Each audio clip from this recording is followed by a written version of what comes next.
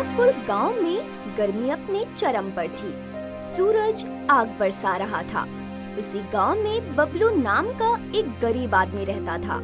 बबलू का परिवार गर्मी से बहुत परेशान था। उनके पास कोई ऐसा साधन नहीं था जिससे उन्हें उस जानलेवा गर्मी में थोड़ी राहत मिल सके। उसी गांव में एक धनी व्यापारी रहता था जो बहुत ही लालची और चालाक था। एक दिन व्यापारी अपने व्यापार के लिए शहर जा रहा था। तपती धूप में चलते चलते उसका घोड़ा थक गया और उसने एक पेड़ के नीचे आराम करने का फैसला किया। सफर के दौरान उसकी सोने के सिक्कों से भरी कीमती थैली कहीं गिर गई। उसने घंटों अपनी थैली तलाश की मगर थैली का कोई पता ना चला। उसने गांव में घोषणा करवाने का फैसला किया। सुनो सुनो सुनो, आलमपुर के लोगों, जरा गौर से मेरी बात सुनो। व्यापारी बलदेव सिंह की सोने के सिक्कों से भरी थैली कहीं खो गई है।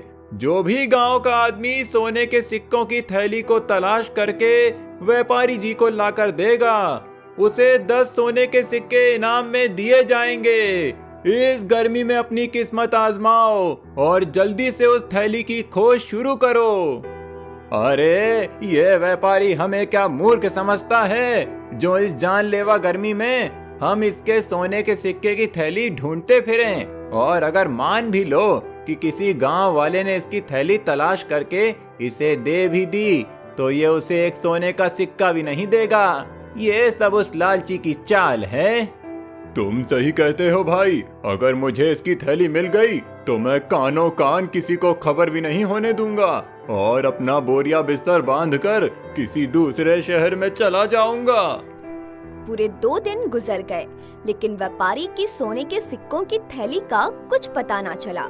वो घोषणा करने वाले से कहने लगा, मेरी वो थैली मेरी जिंदगी भर की कमाई है, मेरे खून पसीने की कमाई। सालों तक मैंने रात दिन मेहनत की, तब जाकर वो सोने के सिक्के इकट्ठे किए थे। मुझे नहीं लगता कि इस तपती गर्मी में कोई मेरी थैली को ढूंढने की कोशिश करेगा। अगर किसी को थैली मिल गई और उसने ईमानदारी से लौटा दी तो मैं उसे एक सोने का सिक्का दे ही दूंगा, उसकी मेहनत का। लेकिन अगर किसी ने चालाकी करने की कोशिश की तो मैं उसे बख्शूंगा नहीं। जी व्यापारी जी, आप बिल्कुल चिंता मत कीजिए, आपकी थैली आपको जरूर मिलेगी। मैं पूरे गांव में जासूस फैला दूंगा। जैसे ही वो थैली किसी को मिलेगी वो तुरंत ही हमें बता देंगे। उधर बबलू की पत्नी राधा अपनी पड़ोसन सगुन के साथ अपने घर के बाहर बैठी थी। राधा, इस बार की गर्मी तो जान लेकर छोड़ेगी। ऐसी गर्मी मैंने अपने जीवन में कभी